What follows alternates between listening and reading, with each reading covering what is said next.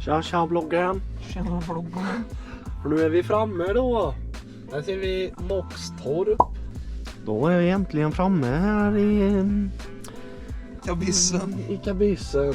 Ska vi stå och vänta här till klockan 8 imorgon bitti. Och vad är klockan nu? Hon kan vara säkert klockan 43. Och så ska vi ut och putsa lite. Men först ska vi bädda och göra i ordning. Gud vad kul.